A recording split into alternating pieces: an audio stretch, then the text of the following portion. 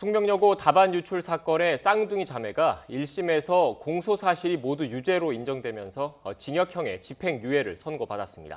재판부는 공교육에 대한 국민의 신뢰를 무너뜨려 죄질이 상당히 나쁘다면서도 아버지가 이미 실형을 선고받아 복역하고 있다는 점 등을 고려했다고 밝혔습니다. 취재기자 연결해서 자세히 알아보겠습니다. 강희경 기자.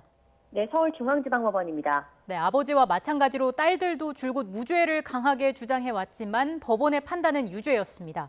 다만 아버지와는 달리 딸들에게는 실형이 아닌 집행유예가 선고됐다고요. 네, 서울중앙지방법원은 전직 교무부장 현모 씨의 딸인 쌍둥이 자매에게 각각 징역 1년 6개월의 집행유예 3년을 선고했습니다.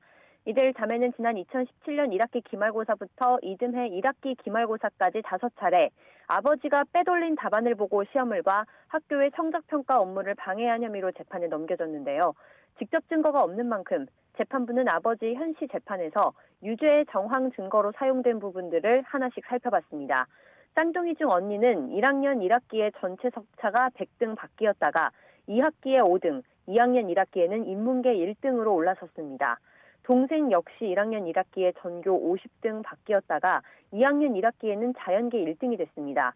쌍둥이 자매는 이런 성적 급상승이 이례적인 게 아니라고 주장해왔습니다. 하지만 재판부는 주변 학교 성적 상승에 대한 사실조회 결과도 그렇고 중하위에서 상위권으로 가는 것보다 중상위권에서 상위권으로 가는 게 더 어렵다는 걸 고려하면 매우 이례적인 성적 상승에 해당한다고 판단했습니다. 내신은 최상위권인데 모의고사 성적이 낮은 데 대해서도 두 시험의 성적이 비례하는 게 일반적인데 쌍둥이 자매는 성적 차이가 지나치게 많이 난다고 지적했습니다.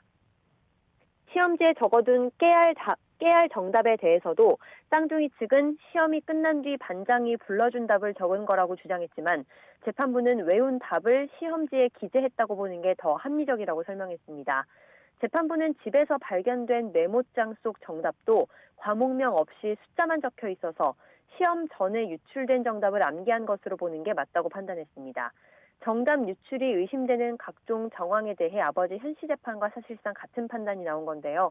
공소 사실을 유죄로 판단한 재판부는 위계를 이용해 공정한 경쟁 기회를 박탈하고 공교육에 대한 국민 신뢰를 무너뜨리고도 잘못을 뉘우치지 않고 있다고 지적했습니다.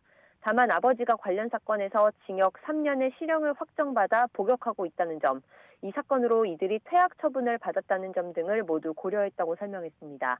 아버지에 이어 유죄 판단을 받은 쌍둥이 자매는 1심 선고에 대한 취재진의 질문에 아무 말 없이 법원을 빠져나갔고 변호인 측은 아버지 판결에 기대 도피성으로 판결을 내린 데 대해 아쉽다며 쌍둥이 자매 본인들의 뜻에 따라 항소 여부를 결정하겠다고 밝혔습니다. 지금까지 서울중앙지방법원에서 YTN 강희경입니다.